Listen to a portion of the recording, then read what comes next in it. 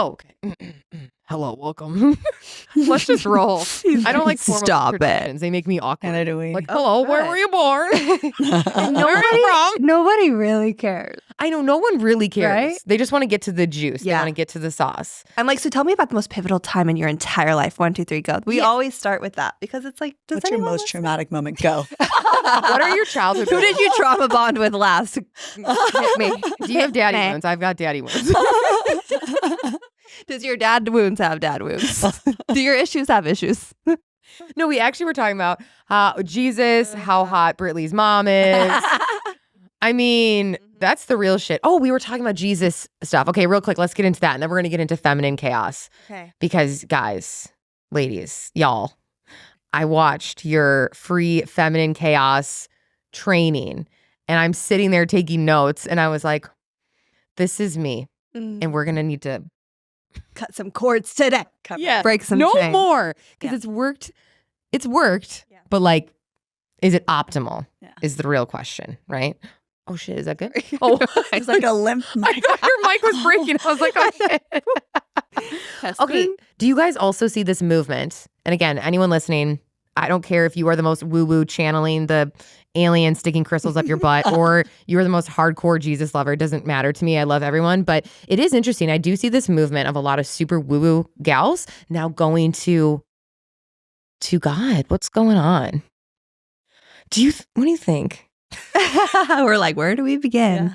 So both of us come from New Age practices. You do? Yeah, she delved a little deeper, so I'll let her speak on her experience. I want to hear what weird shit I you went did. deep. And she went deep. But we both went that way, right? And we actually both stumbled into that with really innocent intentionality. Like we were just using cards to help us create clarity, and we were using astrology to help us box ourselves in and like make sense of all of our unique characteristics. And then we come to find that all these things were just really trying to shortcuts to finding out who we really were at the center of who we are. You know, the first thing that God said to human is bear fruit, and fruit is a produce with a seed inside of it, right? So the seed remains inside of the fruit at all times. So I think what he meant is I've already instilled in you the gift that I've intended for you to live out. You are the fruit. So within you, find and ignite that creation and go out and live it. But we try to outsource and externalize everything, astrology, cards, crystals, and we grab and grab and grab. And then we are trying to search so desperately and seek of what was already instilled with us. But none of us get quiet enough and get to know him intimately enough to actually just figure out and discover and get into the beauty of the unique fingerprint that he bestowed upon us, which has saved my life, brought me back to center. Nothing outside of me has ever made me feel as fulfilled, as on fire, as clear, and on purpose as coming back to God. Wow, that's so cool. I feel like it's because it cuts out a lot of the noise too. And I've noticed that with a lot of women, it's this hyper obsession for this individuality with all of these online quizzes. Like, what's your human design? And what's your moon rising, Cancer, Scorpio, whatever. And I'm like, I don't know. And then when I read it, I get even more overwhelmed sometimes because I'm like, okay, what does this mean for my life? And it's like we're constantly looking outside ourselves for the answers. And I think that's when it can be detrimental. It's nice if it does help you, but then when does it go too far? And now you're like, well, my Enneagram said this and my human design said this. And we live in Austin, so we're in the epicenter of this. And I feel like all the time I'm hearing women who are like, well, my human design said this. And it's like, well, also you're somebody beyond that too, right? Like, because Yeah, when I heard remember- mine, it kind of like constricted me a little bit. That's exactly what it is. I So remember how woo once were I spent you? like 2 days, like 2 days straight, because that's what we do sometimes, right? The hyper focus, like studying my astrology and like my natal chart. And I was like putting all these, and I was like, this and the rising and the connecting and and it was like that graphic where you have all these things pinned. And then the next day it's like, oh, I was on the wrong chart system because there's multiple chart systems. So then I'm like, That's hilarious. I had to go back to the drawing board. And then it's like, it's that over and over and over again. And that's the thing with New Age, they call it salad bar spirituality. There's so many options and they're all meant to box you in. And it feels good until you box yourself in and you limit yourself from the capacity of what you're really capable of. And then you get free from that and you're like, wow, life's actually so much better without those labels. Wow, holy shit. I know, it's interesting to now I just turned 34 and I feel like I'm now questioning it more. Like, oh, what do I actually think is going on? What do I believe? And it's cool to be in that gray space where I don't have the answers, but I feel like I lean more to, I do believe in God. I do believe that there is a creator. This is not a mistake that we're here, obviously. Like anybody who thinks this is just random is like, have you looked at a flower outside? Have you just looked at anything and how it's created? But I also do like some spiritual stuff, but I don't know. I actually don't know if I really do any of it anymore. I mean, I've meditated. I don't know. I've never really played with cards, really. I don't know. I mean, I've definitely touched a Ouija board once or twice, you know.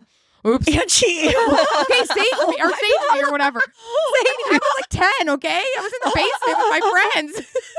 You know, no, fix it. I had to know who my future husband was. I was 10 years old and I was like, is it Josh? You know, and I was like, no, Billy. You know? So I don't know if I like, hopefully no demons leached onto me or whatever. But other than that, I've been pretty neutral. Yeah. I'm playing it pretty good, you know?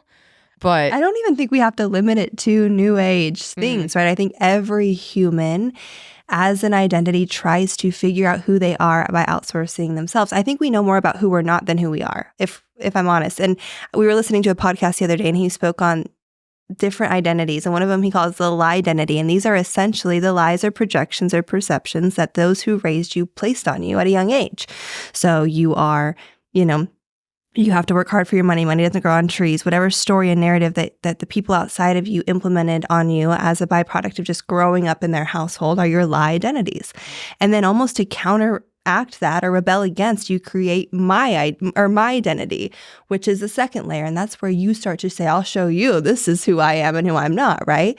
But underneath all of that is the I identity. Wow. And Jesus in the Bible says, I am the ultimate I am. So every, I am statement introduces him before it introduces you, right? Yeah. But it's like deep in the subconscious, and this is where we get kind of deep into my work, but deep into the subconscious are these limiting beliefs. And if you say, I'm a manifesting generator of human design, that's great as a tool. But when you start to identify with it, your subconscious does everything to make that true. And all of a sudden you live within the borders and parameters of that.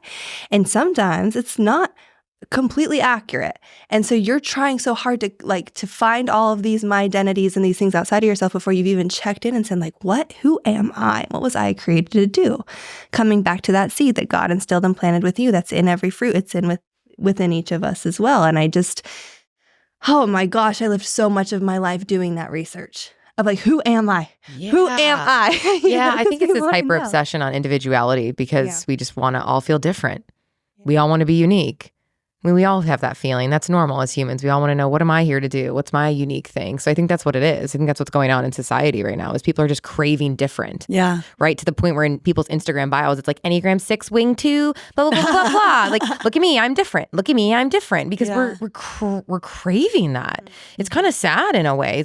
It's like we're craving that feeling of being special. We all want to feel unique and special, right? But then what you're saying is when you're rooted in what you believe is the truth, it's like, of course we're special. We're here. Mm-hmm. And I think what makes us unique and special is sharing these gifts. Mm-hmm. And so that's kind of what I've been working on is like living a godly life or living in the way like Jesus would want for me is just being so me. It's being unexpressed. And so I almost feel like I've been living that way without knowing it. Just like, oh, you're authentic. Am I? Or is this just me living out like, that's just who I am because the creator made me like that, right. So I've been thinking a lot about that. It's fascinating, man. I think it's the most magnetic too when you're walking in your most authentic expression. Mm-hmm. People want to be around you so bad. People are curious and they're actually seeing within you the parts in which they limited themselves and they desire to walk free and dance on stage and twerk their booty. Like people, we want that. Everyone craves that level of freedom to be able to be fully in their body, unapologetically themselves. That's what we're all after. Yeah. That's why we reach so hard because we want that explanation. We all just want to be free. Yeah. Wait, so what is, before we get into this, what's some new agey shit you did that was like, that you would never do now? Did you stick crystals in your yoni? Did you do yoni eggs? Yes. Yes. Well, yes. Yeah. Oh my God, you actually did. Wow. Yeah. Yeah. So I've sat in 5 ayahuasca ceremonies. You've done ayahuasca. 3 of them were in the jungle in Peru. Of course. 1 DMT, 1 hero's journey mushroom dose. Oh my God. Multiple just regular mushroom doses. Wow. San Pedro and a tobacco cleanse and Tantra ceremonies, not red Tantra, which is sex parties. I did not do that. But white and pink Tantra, Reiki energy healings, psychics, tarot card readers. Yeah, I went down. Wait, you've done ayahuasca 5 times? 5 times. Do you regret it right now? If someone could say, let's go back, reverse, or are you like, I still believe it was part of the journey? So I don't regret it. I won't do it now because the way that the medicine drops you in is with snakes, and like I just don't you get visions of snakes and they're crawling all over you. Why is this? I hear this. I don't know. Well, that's exactly why we don't touch it anymore, is because I don't need it. And I used to outsource so much to what I needed. And now that I've been baptized and delivered, and I've experienced this new way, and it's not knowing Jesus as a human. It's not the history book. It's not the Bible. It's not any of that. It's that I've had a radical encounter with the Lord, and he freed me from that. I realized that everything in New Age was me walking in one big, huge circle 100 different times when I could have just went A to B. I took 1,000 extra steps that I didn't need to. And I was like the queen of, I had to have every shaman, every facilitator. I mean, I've tried everything. Yeah, I mean, this is probably going to get somebody pissed, but whatever. I don't care anymore. It's my show. I don't care. It's my show. I just don't care anymore. You know, you hit your 30s, you're just like, I don't care. Yeah. But I find that, not everyone, but I find that there's a lot of people in the woo-woo space who seem more lost than ever. Yeah. And they've done 8 ayahuasca ceremonies and they still don't know how to have a job. Yeah. And so it's kind of funny, but it's also kind of like, what's going on? Yeah. Right. Like if you're going to go to the jungle and do that and you still don't know how to have a job, or you can't be in a relationship, like what are you doing? Because if you can't function in this 3D reality, just being a good, honest person who's able to follow through and do things, what's the point of going to the jungle and getting fucked up, you know? I just don't get it. 100%. Well, But again, that could be me not understanding it, you know? It's just, that's what people love about New Age and plant medicines and everything, is it's a totally unregulated society. So you could sit in 20 ayahuasca ceremonies back to back. Please don't. Disclaimer. Please don't do that. But nobody is tracking you, but like you're not supposed to be working with medicine that much. There's an integration process, and there's psychosis that could happen. You could lose your mind. That's my fear. It's very possible. That's why I don't touch any of this shit. And that's why we teach structure as well as feminine embodiment. Is like there are so many people in that community that are totally lacking that masculine formation, that containment. And that's the only place where true safety lives. So where they are, they're searching for freedom and they're getting doses of it, and they're like getting the secrets of the universe, and they're learning who they are, but they have no containment to like make money, be consistent with their actions, be in a relationship that doesn't break up in a year because they decided their season was over, right? Like there's so many things that are happening that just create, to me, really deep trauma, which is interesting because that's all they're after, is healing their trauma. Yeah. But if you talk, and let me disclaim too that there's some of the best people we know, right? We love them. Their intention is self-development, self-mastery. They want to be better. So we're not ragging at all. In fact, we've all been there to some degree. But what happens, and all my friends that were in that space, every time I pick up the phone and be like, hey, how are you? Oh man, I'm just processing. Yeah. Always going through it. My inner child, my 3-year-old just had a really, it's like, whoa. Always fucking We processing. get so addicted to the healing that we never get to sit in the liberation. And that was me. People would be like, what's on? I'm like, oh, I'm just moving through it. Like, and they're like, again, really, for the 18th time this year. It's so heavy. It's so addicting. And actually the enemy likes to keep you there because he's like, yeah, just stay in it and just trust me. And he'll whisper things in your ear like you're on course. And all the while, Jesus just wants to come down and lift his hand and be like, come here, daughter, come here, son. I've got you covered. I already died to free you of this. This is all by choice that you're living in this spiral. And is healing and embodiment part of your liberation and journey here on earth? Absolutely, because you can free yourself internally from a lot of the stored emotions so that you have a clear channel to access Jesus. He wants that for you. Like these tools aren't all bad, right? It's when we get so stuck in the cycle and it's all self-idolatry. It's all thinking that you are your own healer and that you have to move through it. And what a weight and pressure, and it's exhausting. I know that I have a savior that's totally partnering with me on my entire healing journey, right? So he gives me information. I'm obedient to the information. I come back. I'm resourced by him. I look in hindsight and I'm like, whoa, that chapter is fully closed. Yeah. I cleared it. I asked for clearing and deliverance. He gave it. And now I get to move on in life. And I don't have to sit and dwell in that, you know? Yeah. I just think joy is the highest vibration. Yeah. And I think maybe it's the comedian in me. I'm like, guys, this is not meant to be so serious. Obviously, yes, people have had horrible things happen to them they need to work through. But like, am I going to dissect every single thing that ever happened to me from 0 to 8 years old? No, I'm just not. I don't think we're meant to. I don't think God was like, all right, now let's see you just dissect it all and be really stressed and anxious all the time because you're always healing your wounds. I think he wants to see us and play and joy. And I just don't think this entire experience is meant to be taken that seriously. I mean, it's a short ride and then it's, it's heaven. So it's like, maybe I just don't think enough almost. No. I just kind of like don't even think that deep. I just don't like thinking that deep and heavy though. Yeah. That could also just be my personality. Well, he doesn't give us a spirit of fear. He gives us the power of love, discipline, and a sound mind. There's a couple different versions, but love, power, and a sound mind. Love, power, and a sound mind. And so like anything that's chaotic or confusing or hard or heavy isn't from him, actually. Yeah. Oh, shit. It's not his. Oh, shit. Wait, also before we dive in, your boobs. Oh my gosh. They're so cute. I haven't seen you with your big boobies. I know. Oh, they're gone. Good. Oh my gosh. Last time I saw you was the day before your surgery. Well, I saw you at your cute event, but we didn't get to I didn't get to stare at your boobs. Yeah. Yeah, dang it. Next time. Oh my gosh, I love it. Wait, do you feel good? What's going on? What happened? Yeah, I feel so much better now. This was my testimony, as an embodiment coach. The way through was to really come back to my authentic body. There was only so much I could do with those in. For those of you who don't know me, my name's Britley, and I've been going through a health journey for the past really 4 years, but really, really deep the last 2 years. And God told me to get my implants out. And I was obedient. And then as an act of obedience, I really anticipated him to just save me on the other end. Like I thought I was going to wake up on the surgical table because you told me too, like that you woke up and felt great. You went on a walk with your mom the next day, but I woke up and that was not my experience. I actually felt worse. Ask Ellie, who walked me through the whole entire thing. I felt worse. I actually got broken up with 3 days later.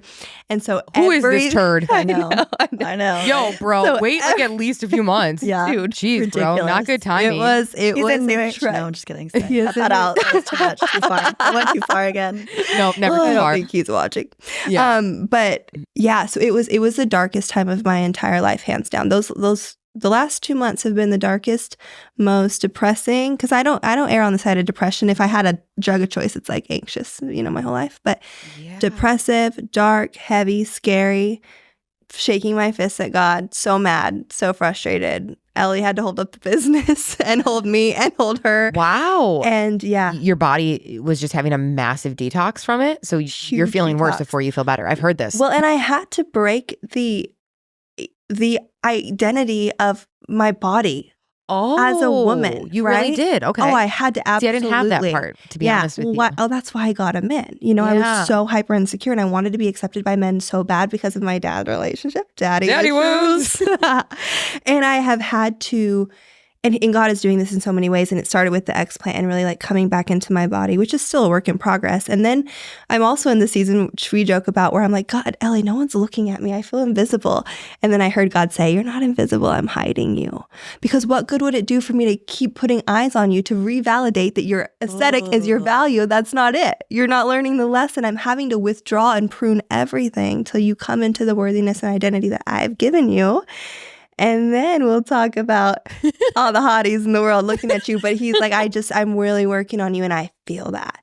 And that's the difference between self-work, where I'm just like spun out in this exhaustion of like trying to figure out and grasp and do ceremonies, versus just like coming to God and saying, God, why are you putting me in this season? And he said, so I can break the idolatry of your aesthetic and your body and rebound and reclaim your worth as a daughter of the King of Kings. And I said, oh, okay. And now everything is like, oh, okay. So there's no men in my life right now because he's protecting me. He's doing what I asked, which is to help and save and restore me as this version, And so I really think that's a great tangible difference of like me trying to do it on my own versus coming to the feet of God and him actually giving me the answer and knowing that I'm being sharpened and equipped in so many ways to not only liberate myself on this journey, but then also be the exact aid kit for women who need the same exact thing. Yeah. And you're 28, right? 27. You're 27. Okay. 28 next month. Oh, because I got mine out at 28. So around the same age where I feel like you're at the precipice of your 30s around the corner. Yeah. And you've probably hearing this. I mean, you already are like so mature for your age. And you've lived so many lives up until now, or so much life. But I feel like you in your 30s, you're gonna like, I think you're gonna, like in 5 years, I think you're gonna laugh at this, even what like feeling like, wait, why did I even? Yeah. Because you just start to feel so sexy in your own skin. And you kind of just like, I don't know. You kind of, you feel so you just sexy do. compared You're to just 20s. like, oh, I wouldn't want to date a bro who just wants me for my tits anyway. And not that you're thinking that, but there is a subconscious part of you that thinks, well, if I don't have this part of me that society has said is sexy, like why would a guy, it goes deep. It's real. And I remember I did have to deal with that a little bit, but I just quickly got to a place of like, I love feeling healthy so much more than what any guy would think. Yeah. And my partner at the time didn't really care. He was just like, okay, whatever. And I was like, wait, what? This whole time you don't really care? He's like, that's not why I'm with you. I don't really care. And so then you realize, wait, there's good guys out there that they literally could care less. Yeah. And probably protected myself from a lot of douchebags too. Yeah. And like your health needs to come first, like always. Because if you feel like shit, that's not attractive. So it's almost like you just got to do it for yourself first. Yeah. Oh, I'm so excited in like 5 years to ask you, like, wait, how do you feel about it now? Well, like, you were such a little advocate for me that whole time. I was one of the OGs to get the boobies out. Well, yeah, and I like came straight to you when I knew I was. Yeah, I was so excited.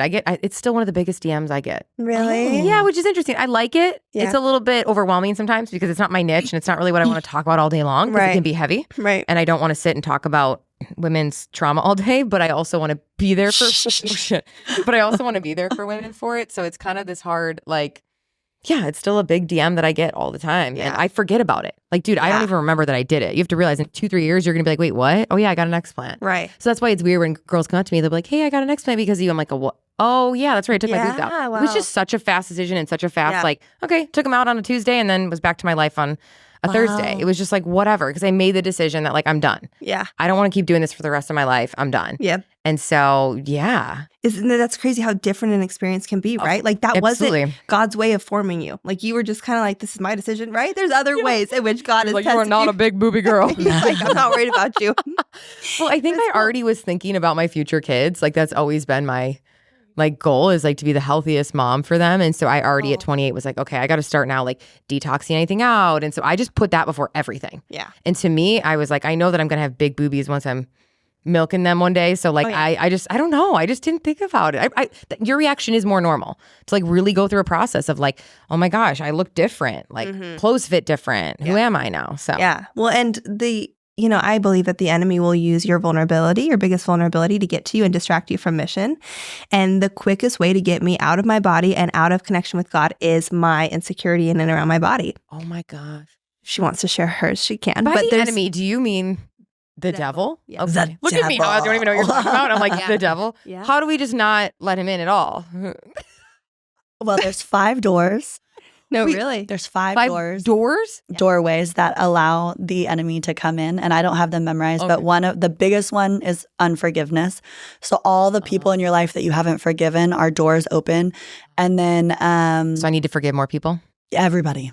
I've forgiven everybody in my Even life. the bad ones? Everybody. Even the bad ones. But like and release them with deliverance, which is like a special type of facilitation, they just walk you through the prayer. Okay. So you don't even have to like process everything like you would, but they walk you through. But there's 5 different doors and I don't want to speak them because I'm going to say them wrong. But like sinning is obviously, people think of sinning as, oh, well, I don't want the church to shame me. And it's like, okay, the church and religion, just put that aside. First of all, like we're not even talking about church or religion. But sinning is not like, oh, you did something bad. Sinning is God being like, I love you so much that these are the 10 things that if you do them, I won't be able to save you from the darkness. And I love you so much that if you do any of these 10 things, we'll be separated. And all I want is for you to stay close. And when you're close to me, I can speak directly to you. I can navigate you, direct you, give you the answers. But it's like when we're not close and you're engaging in sin, then sin is basically like how we disconnect. Yeah. Holy shit. And it was April 8th I got deliverance. And up until that day, ask Ellie, I was having the hardest time of my entire life. And on April 9th, I woke up and I called her and I was like, dude, I feel beautiful, which are not words that I don't know if you've ever heard me say, even before the implants.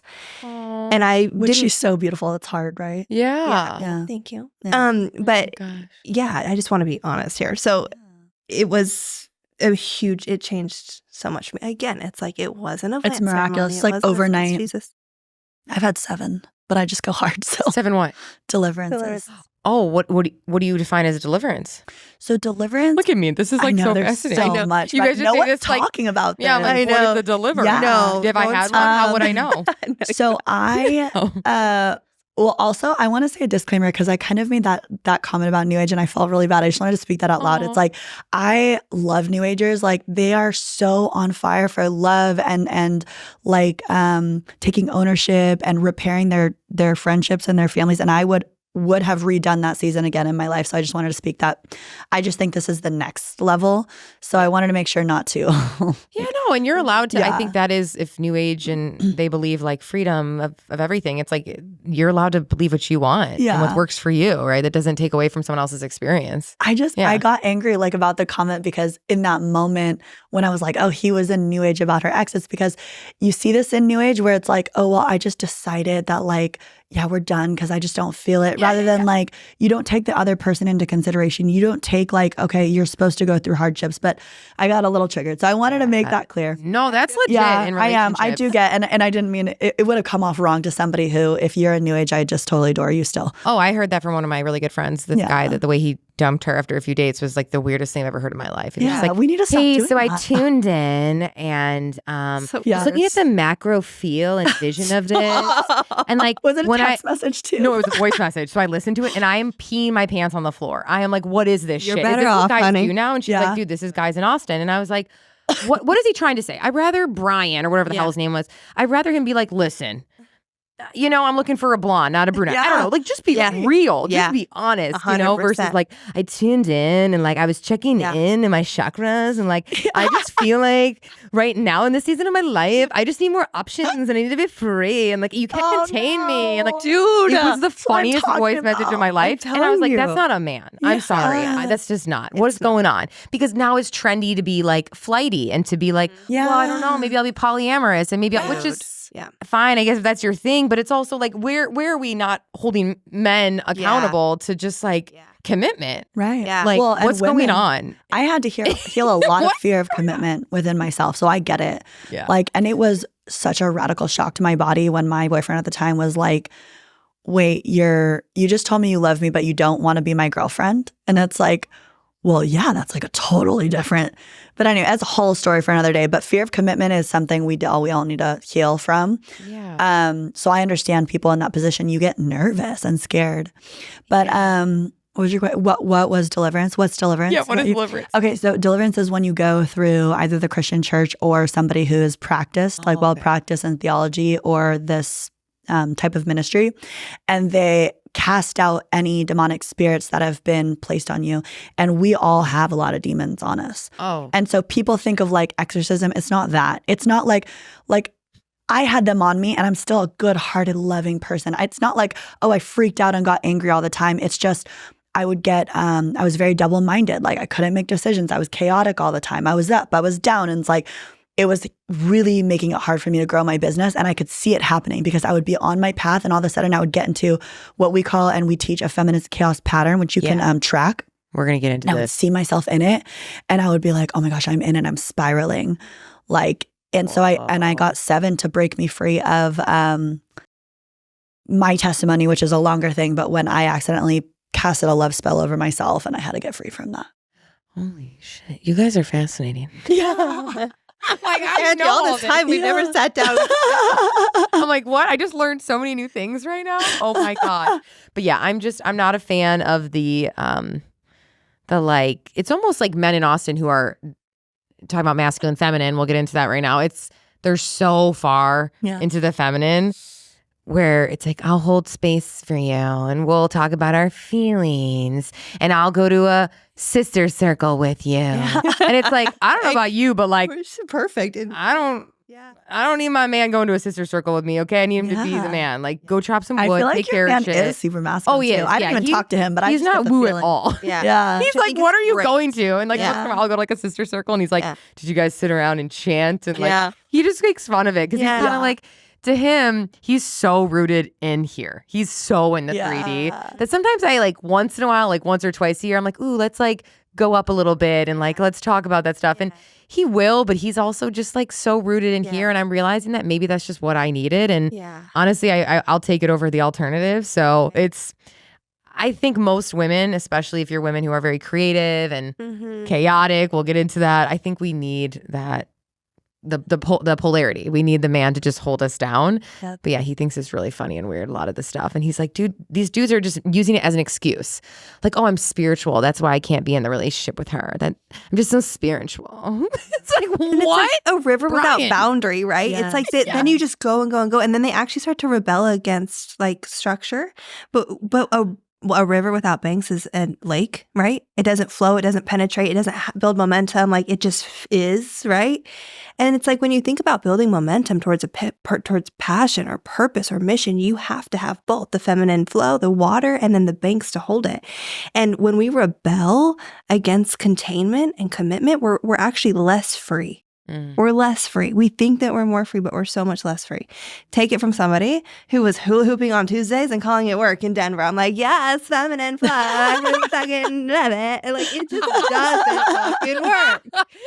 I've done it all. Wait, literally in Denver? Literally. I hula hooped on Tuesdays and I was like, I'm in Denver. And they're like, what do you do? I'm like, this. What do you do? I'm like, what do you mean? Like, it was ridiculous. Yeah, because society has sold us this lie. 100%. Disney, whatever. We've all been sold as women that the feminine is being. It's not doing. So I took that as, I went very extreme with it, and I took it as, then I can't do anything. I'm just going to be. Yeah. I'm just going to lay there. How'd that work? And just wait for things to happen. Oh, I'll tell you what happened. I was like, I'm not going to do anything. I'm just going to, hula hoop on a Tuesday for 8 hours because that's being, right? I'm not doing, I don't want to be masculine. I can't do anything. Right. So Clay, you do. Yeah, Clay, you do everything. And it worked for like a week. And then slowly it just started to destroy my life because I didn't have any structure at all. And I thrive actually in structure. And I can't believe I'm saying that, but I've realized that I actually need structure for my beautiful crazy. Yes. And I wasn't given a lot of structure as a kid. So I think now I'm having to learn it. My parents were really chill, very self-expressed. You can do what you want, kind of say what you want. A very free-spirited kid, which is beautiful because I have learned so much about freedom of your voice and being who you are meant to be. And a lot of people want to know, how did your mom raise you to just be so self-expressed? I'm like, she was self-expressed. Like, we just got to do whatever we wanted. But I don't feel like there was enough structure. So I'm now at 34 years old trying to learn structure. And it's really hard, you guys. It's hard when you don't because know I want to rebel. I'm like, I don't want structure. Structure is the least sexy word in the world. But also, after watching your training, I'm like, can it help me? It's so sexy. The way that so structure actually is so sexy. And like, when you don't have any limits as a kid, learning them now, your body is going to have a reaction to them, even if it's what you need. So if we base everything off feeling, it's like, oh, that doesn't feel right. And it's like, but you haven't bared fruit from it. So you don't actually know if it feels right until you bear fruit. Once you bear fruit, then tell me it's wrong, and that's fine.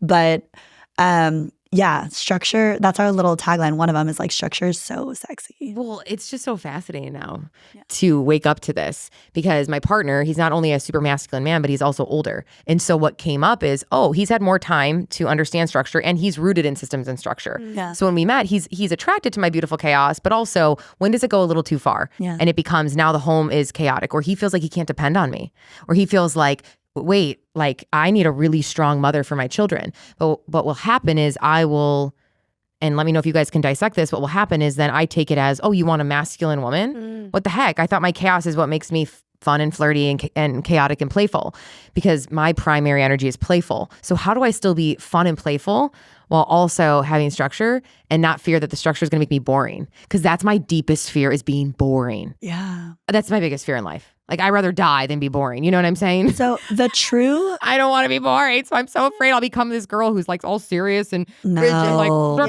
Excel spreadsheets, And I'm like, those girls are so boring to me. But I'm like, I don't know. Maybe they're onto something a little bit where it's like, what if I just sprinkled it in a little bit and then I could feel like I'm safer in that container, and then it would help our relationship thrive even more.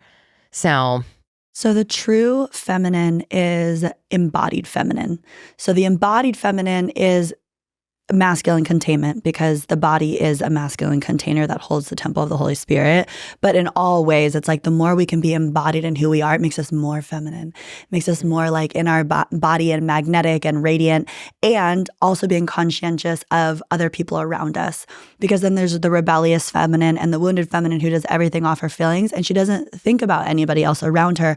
And that creates distrust and lack of like a deepened relationship, deepened intimacy. And so that feeling of like, I can't depend on you, or I need you to be dependable, like those moments of incorporating small bits of structure. And we do it in a few ways. We do it with God, the body, your business, and your man, and your daily structure. So like that. Everything is built around your unique design as a feminine woman. So you, Angie, have a design that's different than Britley. So we build structure that's completely unique to who and how you operate so that you remain in your creative expression. It's just held. That's what I need. Yeah. Whereas other things you'll see, they just shove you into a box, like fit in this box. And like highly feminine flowing women or women who identify with ADHD tendencies, that doesn't work for them. And so they just rebel altogether rather than taking the bits of it that work for them. Yeah, I'm also starting to explore like what of it is not my story anymore. Right. Right. Because it's cute and all to be like, I'm a hot mess. I'm ADD. Yeah. And I even had that in my bio for a while. And I took it out. You'll be proud of me, teachers. These are my teachers today. I took it out because I felt like that's a part of who I am. And to be honest, it's a spectrum. Like what if I'm not some days, and what if I grow out of it? I don't know. The brain is such a fascinating organ. So to label yourself as that and then say that that's who I am, it almost exacerbates it. And now hot mess becomes my brand. And then it's like, I want to be hilarious and funny and playful, but also like I don't want to be a hot mess all the time, because then it's just a hot mess. And so that was interesting to really sit with. Like, I don't even follow ADD accounts now because I felt like they were just really reiterating the story of you're ADD, so your life will always be chaotic. And it's like, no, I actually love organization now. I'm all of a sudden wanting to clean out my house and organize all the rooms. And I don't know if I'm like nesting like before pregnancy, but like I'm noticing that I want everything in organization now and in some system, which is so not me of even a few years ago. Isn't that crazy? But it started with the awareness. It started with me saying enough and saying, okay, you won't get boring, but you need to admit to yourself being a hot mess isn't always cute. And ADD is not an excuse for you to feel like, well, I'm multi-passionate, so of course I'll have a new business every week. And that's what I want to dive into. Is like, I'm really proud of you. It's a big deal, dude. It's been the biggest like transformation I've had. It started about a few months ago. It's amazing. Because I found this girl's YouTube channel by accident. I was scrolling, and all of a sudden it's called Happy Wife School, I think. I'll have to send you guys her page. It's amazing. And she kind of talks about this idea of like what you were saying, that women fantasize about doing nothing, hula hooping all day, and that's their job. And then some guy just comes in and he pays for your life, right? And you just get to be pretty. I got the tingles. Yeah, right? You kind of do, because you're like, oh, I get to hula hoop all day and be pretty, and then some guy will just pay for my life. Yeah. Well, after working with hundreds of thousands of women, she realizes that actually wasn't the secret to happiness. They felt unfulfilled. They felt like, what's the point? They didn't feel like there was any sort of anything, because they were almost so much in their like loosey-goosey feminine. So it's interesting. That came up and I was like, oh, that's interesting. And then I started studying it, and then I saw your guys' stuff and I was like, wait, this is a thing? So define feminine chaos and give me concrete examples of how it shows up, because I know the women listening are gonna be like, oh my God, this is me. I wanted to say something really quick, because when you took that off of your bio, not only are you creating a new decision in your mind, there's a difference between a choice and a decision, right? A choice indicates that you're choosing between two things. A decision is rooted in the Latin word cut. It's de, which is from or of, and side, which is cut. So you're literally cutting all other options out from your life. When you make a decision like that, I'm taking this off my bio, you decide internally, your whole subconscious listens, but then also the consciousness of everyone that follows you isn't holding you in that either. And you feel free of that. Think about if you're trying to break free, but everyone knows Angie Lee is the ADHD. I just didn't want to talk about it anymore. Right. Because everybody wanted to interview me about it and talk about it. I'm like, okay, what do you want to know? It feels crazy up here sometimes. Like, how many times am I going to reiterate that to myself and my body? So and it keeps it going. Yeah, it makes it worse. Yeah. It truly does. I believe it does. And I know someone might be like, no, you've had it since you were little. It's like, I don't know, with brain stuff and realizing that so much of this is on the spectrum with neurodivergence, it's like, you can make it worse.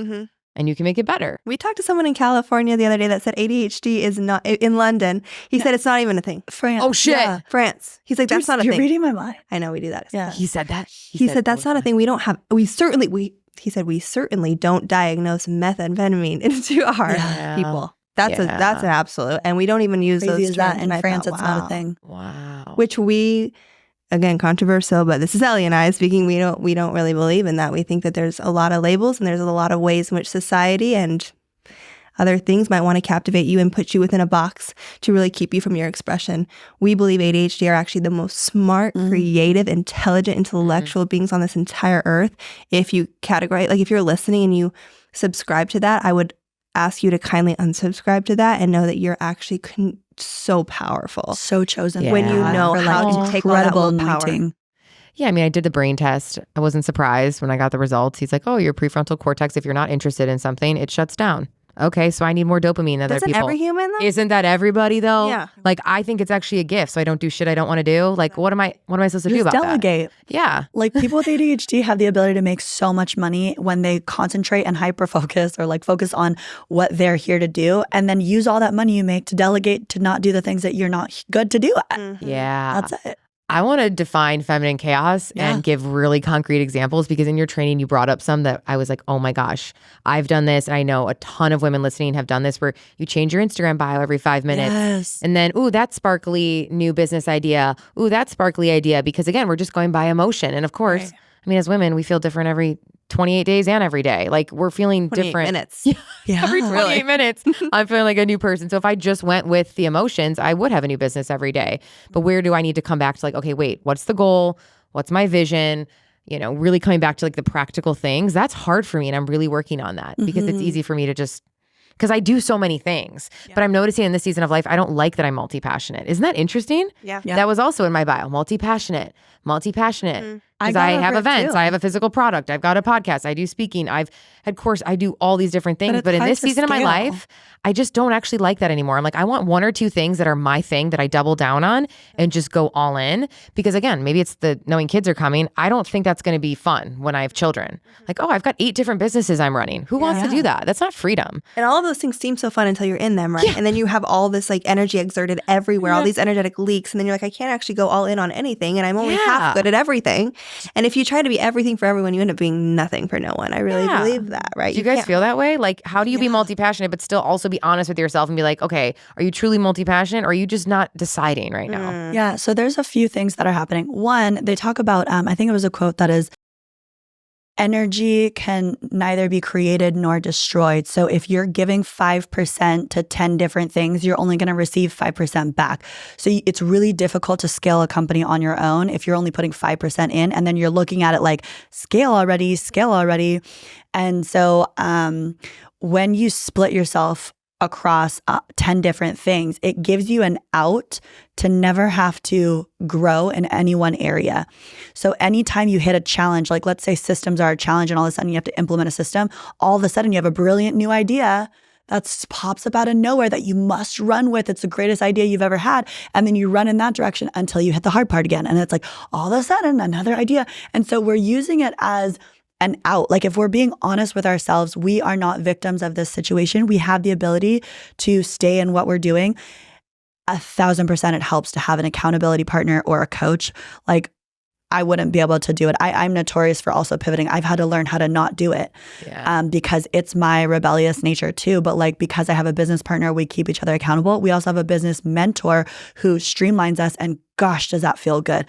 It feels so good to have one or two things and focus on them, but it is such an act of discipline to actually not pivot. Like we have to hold each other accountable because we're creatives and visionaries too. Even though I help people with structure and systems, I'm a creative and visionary for myself. So I know what it's like to have to resist the idea of pivot. My best advice is always give yourself 3 days. Don't take action based on feeling. As far as examples of feminine chaos, they're very unique to who you are and how you're patterned. So if you can understand your unique pattern, you'll be able to know when you're in the middle of a spiral. So for me, the examples I gave in the training is I will, change my Instagram bio 20 times and ask Brittany if this is the right one, which she's already seen 1,000. So she's like, just go away.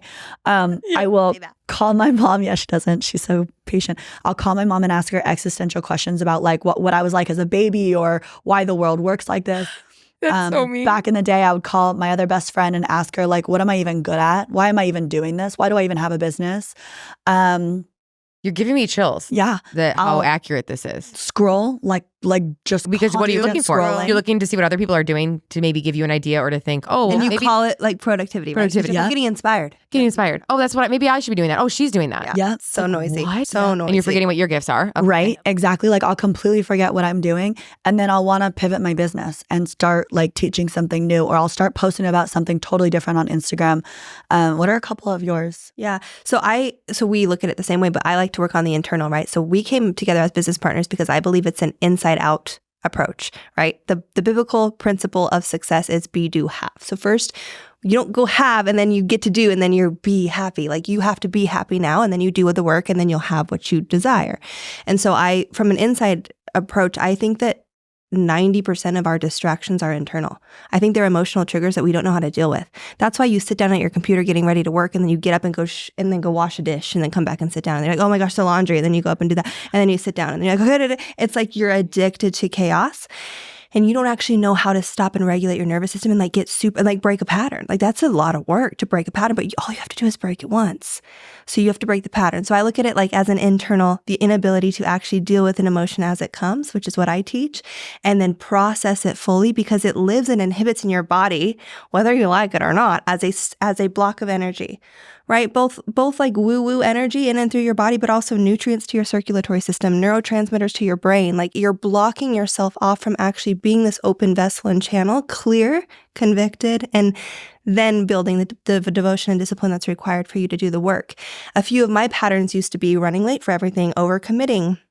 Yep, I've done these. A lot of the pivoting that I just said, I'll sit down to do something, get up and go and wash a dish and then come back and sit down.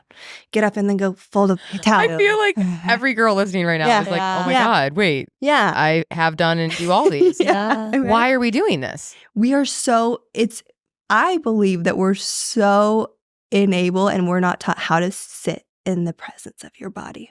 You think that's really what it roots down to? So or do you think it's dopamine hits, right? And we're craving dopamine different hits, but it's because also, my business, I've been doing it for a year or two. Well, I want to do something else now. Even if it's doing great, you're like, that looks fun. Maybe I'll be I'll teach pottery. You just all of a sudden your brain thinks that will give me that feeling of newness instead of saying, wait, how could I just add some fun into what's already working? Yeah. Sometimes that's the unsexy answer. It's we've been scrolling for so long that we're starting to have a 7-second attention span. And so if we don't switch things in 7 seconds, we have a smaller attention span than goldfish, I've heard.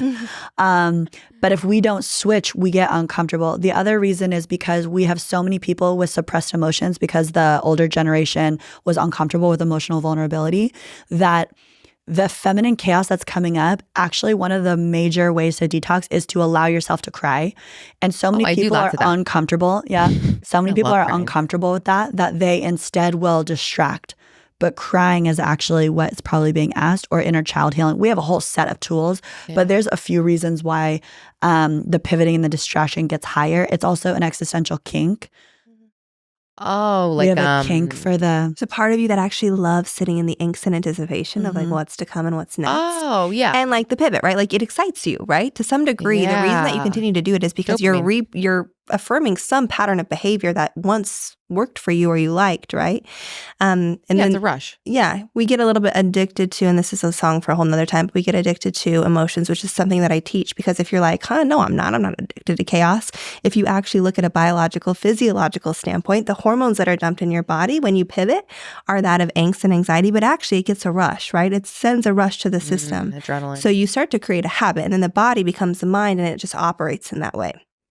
It's a lot. It's multi-layered. And that's a song for another time. We could totally sit down and talk about the whole body. But I do believe that we just are a fast-paced world and we've learned this way and we feel productive when we're going 1,000 miles an hour. And it's just the potency and the power behind getting present and bringing your presence into one thing is so far more just momentous and beautiful than trying to spread yourself thin as a woman and people-pleasing and overcommitting yourself and overriding your boundaries. And we have had to walk through it. So that's why we come from such a deep embodiment space of we get it. We were both there. We just admitted it to you and we'll admit it to you all day. This morning, I kind of dropped into a chaos. I was on Instagram and I was like, how funny that I haven't been in a pattern for a minute, but I'm in one today as I go to talk about it. Yeah. And it happens, right? But now I have the tools to get out of it. And before I walked in here in the car, I pulled out some of my tools so that I could get present in this podcast and not bring that energy into this space. And so, it's so multifaceted and it's so It's so amazing to us because it's I feel like it's also different days of your cycle too. Yes. Yeah. Right? Like let's bring in actual biology into it. Your brain chemistry changes based on your cycle. So a few days before my period, I'm pretty chaotic sometimes because my brain's like, just quit everything and go hula hoop in Denver all day, right? Like it literally tells me these crazy things and I'll tell Clay and he's like, what?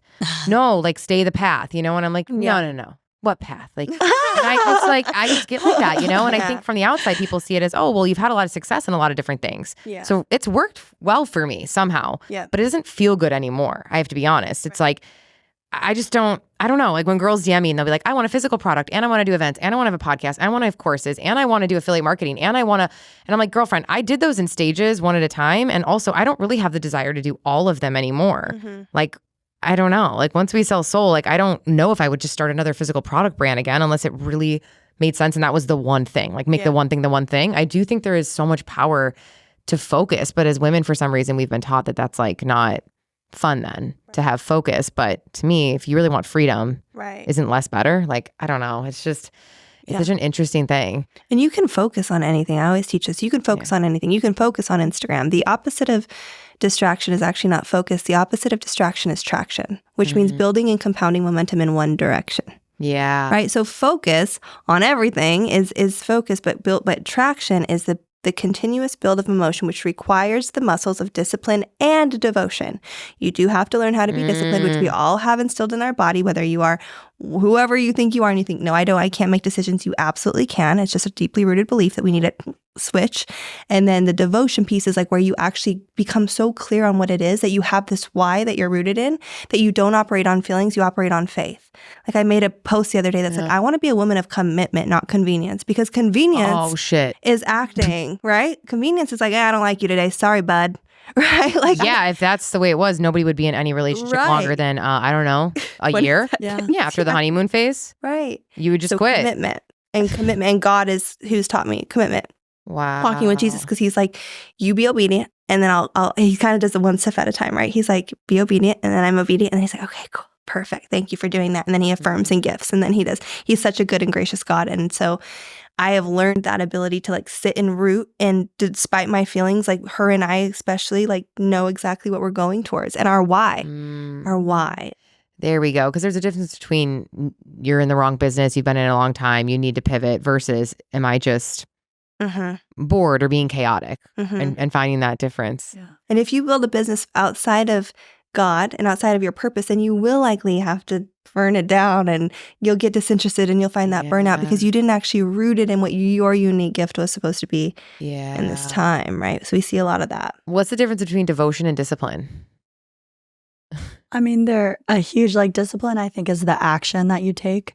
And then devotion is, it's hard to take discipline as a woman without actually being inspired by your why. So it brings that femininity back to it of like, why are you devoted to this? Because we have women in our Held program and it's like, all right, we're going to do a 40-day goal. And if they aren't very, very clear on their why and it doesn't inspire them and turn them on, they're going to fall short. So the devotion has to be there. The discipline has to be there.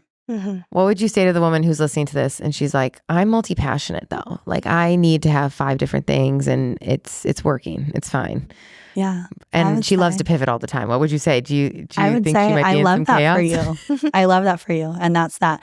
If that starts to not work for you, come find us. Like I'm all about be multi-passionate. If that's working for you, girl, go. Yeah. There's just a lot of people where it's not working for you. We've had to break out of it ourselves because it wasn't working for us. Are you seeing it with a lot of women that you talk to? Oh yeah. Yeah. Is that like what are you hearing? What are they saying? Like multi-passionate. Yeah, they use that term a lot. I want to have a group program and a one-on-one program. And I also want to be doing a podcast. And it's like, okay, what's your number one goal? Well, I want to make money. It's like, okay, well, are you monetizing your podcast? No. Are you monetizing your group coaching? No. Okay. Can we just focus on one thing at a time and scale it? Right. It's like, it's the competing agreements within your body and within your mind that you're like, I want to do all these things, but you're not doing the be, do, how. You're not becoming the embodiment. You're not clear, right? You have to become a clear channel. You have to be really embodied in the leader that you want to step out as. That's first and foremost, because everything is an extension of you. So if your business is up and down and here nor there and it's inconsistent, it's because if you look inward, you're inconsistent, right? If your business is scattered amongst a million things, maybe you're scattered amongst a lot of things. Yeah. So when you really get into the body and you're actually really clear, I think you'd come to find that you actually don't want to do it all. You think you want to do it all. And it looks really nice to do it all because you want to be on the podcast and you want to be successful. But I think because from a girl who was, people used to ask me and I'm like, well, how much time do you have? I'm a breathwork facilitator, somatic coach, affiliate manager. Geez, I was like 18 different things. Wow, yeah. Depending on when you asked. And now I'm one thing and it feels so good. So I'm curious if you actually feel literally really got rid of all of it and just pick the one that you felt was the most that you knew you loved and could be consistent with? Yeah. Is that what helped you make that decision? Yes. And not that you have to have a business partner, but luckily I kind of know where my zone of genius is and she knows hers. And so now we have this beautiful way of like, I get to go out and build the partnerships and teach the courses and the groups. And she gets to be the intimate like leader of the one-on-ones. And there's so much that we get to do in our zone. But there's no way I could be successful in trying to do my role and her roles. That would have been far too much. That's what allows us to have a podcast and a group program and a coaching container. Yeah. Right? Because we have delegated and we've like learned the yin and the yang of the things that I do better in and that she does better in, like her strengths and my. And you still have one big overarching goal that you're focused on. So it's not like 10 different goals. It's like you have one that we're like really clear on. It's clarity. It's a lot of it's clarity too. What I was going to ask you guys is about, okay, with feminine chaos. I was going to say, shit, you said something so interesting in your training that I was trying to remember. Was it submission? Okay. What's interesting is this applies to, I love how you say like God, money, your body, your business. So I feel like with the body, I'm really disciplined. Like if I need to go to bed at 9:30, use that example. I am like, all right, go to bed, Angie. I mother myself. I'm like, go to bed. I eat well. I exercise. I am so good when it comes to wellness for my discipline. I am so disciplined. I'm probably like sometimes too much where I don't give myself a break. But then with other areas, it's harder. So I think we all have a primary area where it's easier to be disciplined. Do you think? Or is that rare that like one area I'm like, oh, discipline's so easy in this area, but then like sometimes when it comes to work or relationships, I have to work more so on discipline and consistency and the devotion. Totally. We kind of teach those as pillars, right? So it's like, show me where you spend most of your time. That's your number one value. So if you have no problem spending 3 hours at the gym, taking 2 hours to meal prep, an hour to grocery shop, that's 6 hours of your day. Like you're showing me that your whole entire value is in and around health, which that's great. But if your number one goal in this season is to make money, how is that aligned? Right? So we actually have the girls, we have 7 pillars, like the faith, the relationship, the body, the mind, and then we rate them. And it's like, well, let's see where you spend most of your time. Because where you want to be and where you're spending all of your time isn't lining up. We actually do a team time audit because you would be appalled or maybe surprised at where you actually spend the 12 hours, 14 hours of your day. Oh, shit. Right? And if it's not in alignment, then it explains why you're not getting to the goals that you are set out to achieve because you're not actually inputting the time. But why are you not inputting the time? Well, it's not the time's fault, right? The time is consistent. It's not the task's fault. It's time's fault. It's your energy leading up to actually performing the task. Okay, give me some concrete examples of what it looks like to have more systems and devotion in your day. Like, what does this look like from body to your relationships to your career? Like, give me examples of how this would show up. Like, one of them you mentioned was, okay, one of the ways to be devoted to your body is saying, okay, I know I want to stay up and scroll, but let's go to bed. Let's go to bed. Like, it's going to make you feel better tomorrow. And that's devotion. That's mothering yourself in a sense, right? Yeah. There's so many, but I'll just rattle off a few of them. So maybe little things you do every day. I want to know. Well, one of them is I would be in hardcore work mode and my body would start to be in burnout and the old me would have just kept pushing because logically I need to work in order to be worthy and I have goals to meet logically. So now one opportunity is when your body starts to burn out, even though your mind still wants to work because it will, you stop and you honor the body. So that's devotion to the body. Devotion to God is having a system or a routine where you are giving him the first 10% of your day, reading the Bible, being in worship, being in Bible study, being in servitude to the community. Devotion to your man is polarity principles of really seeing and understanding how your man wants to be loved, which is not desire like it is women, it's respect. Yeah. So really learning how to be in, I'm going to use a triggering word for a lot of people, but in submission to your man, who is first in submission to God. That's the disclaimer. But your man is in submission to God. You are in submission to him as the head of the household. So we teach our women opportunities to be in submission, which is respect to their man. And then being in devotion to your schedule and even like your business looks like what times are you most in flow state? What times are you the most creative? Put a time block on your calendar. What time are you the most heads down focused? Put a time block on your calendar. Respect and devotion is, once that time block is set, it's expansive enough for your feminine to flow, but it is a hard boundary that you now respect, even if it's not another meeting is starting. Maybe it's a bath that you said that you're going to have that night. That's now a hard boundary, and you're going to honor that. Boundaries are really huge. Yeah. And then if you're a creative, I taught this the other day in our module, having like maker versus manager tasks. So knowing when you are creative and when you need to do some admin work, right? And knowing where, I love to be creative. I can make reels all day. Perfect. But if you're not monetizing your reels and they're not, leading to conversion, then they're just a passion project and it's not going to lead to a paycheck, right? And if you want both, you have to have both. And we have a workshop coming up called Melts, and it's the 4 currencies: money, energy, love, and time. And so I guess to speak to some of the ways in which I've come into devotion and discipline with money, of course, is budgeting and being a good steward. I was realizing that I was asking God for money, and then if he were to give it to me at that time, I would have no idea what to do with it. I didn't know how to invest. I wasn't knowledgeable. I didn't know where it was going, how I was spending, and I certainly wasn't tithing. So we ask for things from, I think it's Proverbs 37. It says, delight in God and he will give you the desires of your heart. And I think we chronically as a society read that wrong, because we don't just delight in God and he gives it to us. We have to ask God what the desires of our heart are. We make desires from our head.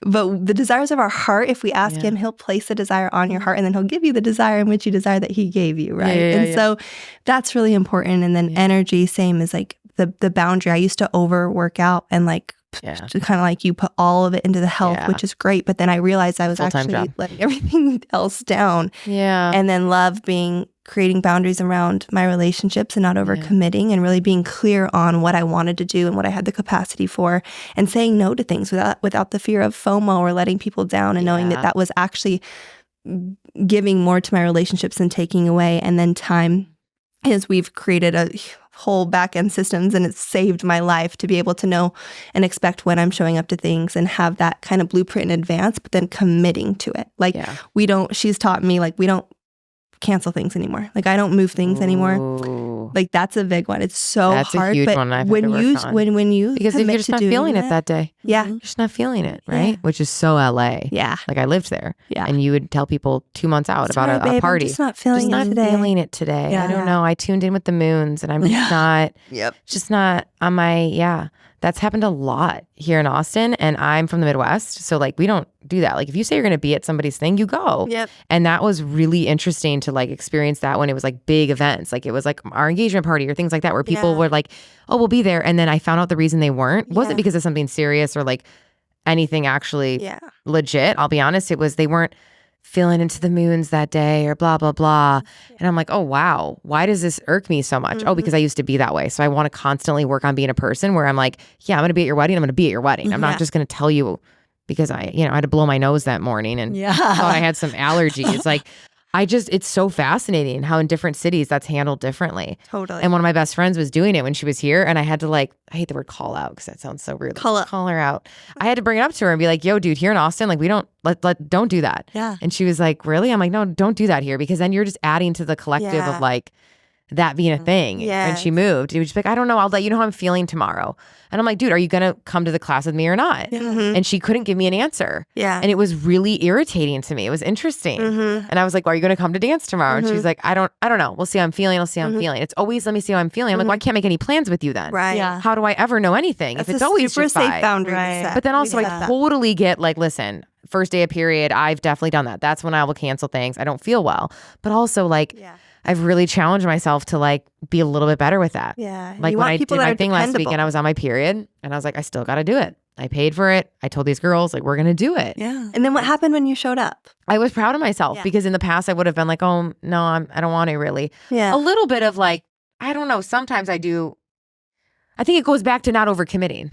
You know what I mean? I think it goes back to not overcommitting. Totally. So that's probably what it is. Yeah. It's first not saying yes to something. You know what I mean? So yeah. So yeah. Yeah. How many minutes do we have? We're done.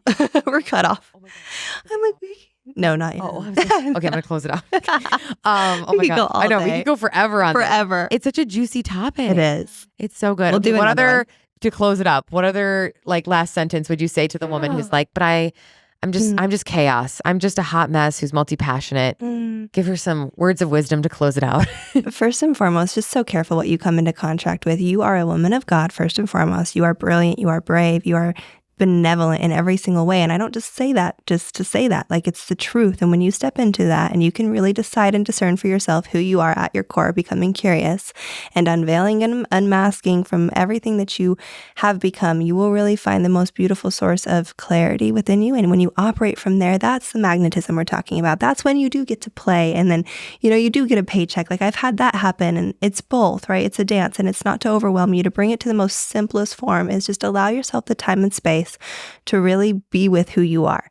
Like, spend some time with her, get quiet, call on God, ask him who you are, ask him to show you and reveal to you who you are. Don't take our words and get overwhelmed or think that you have to act or do anything today. Just be, just create some space to be and get still and like learn to just love and be in the presence of yourself, because I think there's so much knowledge there and there's nothing outside of you that is more powerful than what's already been instilled within you. And I would just recommend that you start to get curious about that.